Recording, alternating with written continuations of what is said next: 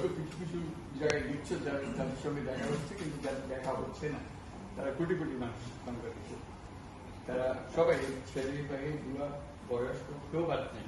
এই এমন এক জিনিস কেমন যে মানুষের মনে এত গভীরে দাগ কেটে যায়, এটা বিশ্বাস করা যায়। এই বিষয়টা নিয়ে আমি অন্যভাবে বলেছি, যে কারণে আমি কোনো খেলোয়াড় না, কোনো খেলা খেলি নিয়ে জীবনে, কাজে খেলোয়াড়ের থেকে আমি বলছি তোমাদের দৃষ্টিকোণ দেখি আমরা যে এটার মধ্যে এত শক্তি আছে, এই শক্তিটা মানুষ ব্যবহার করতে জানতে হবে।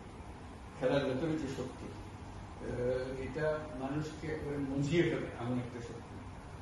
সেই শক্তির কথা বারে বারে বলে এসেছি বলে এখন স্পোর্টস জগতে আমাকে আমার কথা শোনার জন্য তারা আগ্রহ নিয়ে যায় আমাকে, যে কারণে আস্তে আস্তে যেতে যেতে এখন অলিম্পিক পর্যন্ত পৌঁছে গেছে।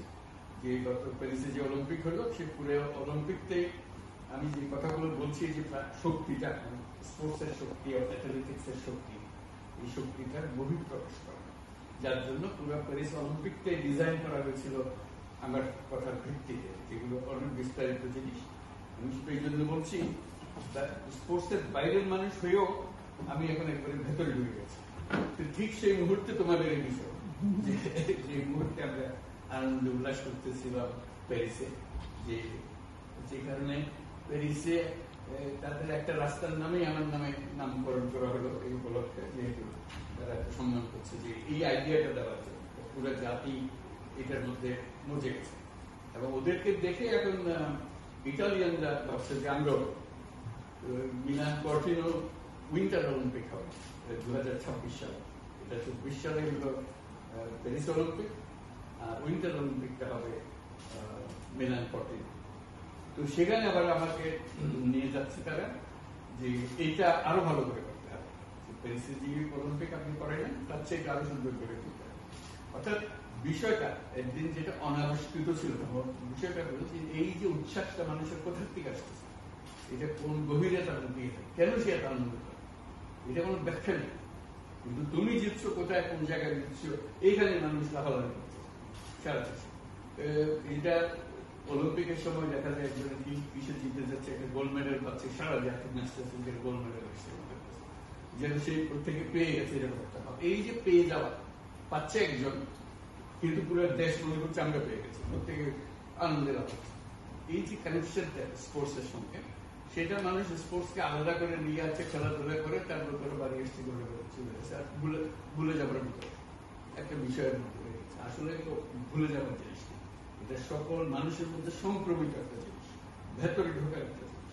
সেই ঢোকাটা কিভাবে বের করে আনা যায়, সেটা নিয়ে আমাদের এই চিন্তা। এবং ঠিক সেই মুহূর্তে তোমরা আর জিনিস করে হবে, যেটা এই আমার অজানা জগৎ স্পোর্টস ওয়ার্ল্ড, তার মধ্যে এমন এক বিস্ফোরণ সৃষ্টি করতে পারবে যে মানুষের মনে আনন্দের পর হয়ে যাচ্ছে।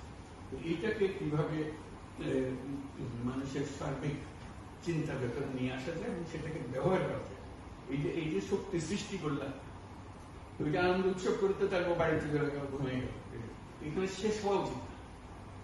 এই শক্তিটাকে ধরে রাখে।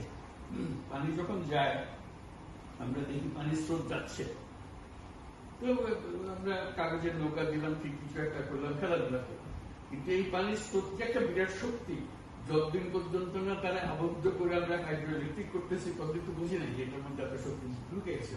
না হলে পানি তো বরাবরই যাচ্ছে, কিন্তু একজনকে আবিষ্কার করতে হয়েছে এইটার মধ্যে একটা শক্তি। সমুদ্রের যে ঢেউ, সব মনে করছে ঢেউ হচ্ছে, আমরা নাচানাচি করি বিচে গিয়ে, কিন্তু সেই ঢেউয়ের ভেতরে যে প্রচন্ড শক্তি আছে, এই শক্তিটাকে আহরণ করার কথা। কারণ তোমরা যে শক্তিতে সে আহরণ করার পদ্ধতিটাকে বার করতে পারে, সেই জিনিসটার দিকে দৃষ্টি আকর্ষণ করছে, এই শক্তিটাকে আহরণ করা যায়। তোমরা যে আজকে একটু আনন্দ উল্লাস করে দিলে, এই শক্তিটা তো জাতির শক্তি, কিন্তু সেই জাতির শক্তিটাকে প্রয়োগ করা, আহরণ করা, তারপরে আরো উচ্চ ধাপে নিয়ে যাওয়া, সেটাই হচ্ছে। অনেক কথা বেশি বলে ফেলতেছি, আসলে তোমাদের কাছ থেকে শোনার জন্য আজকে উচ্ছ্বাসের বসে কথাগুলো করলাম। এবার শুনি তোমাদের বলো আছে।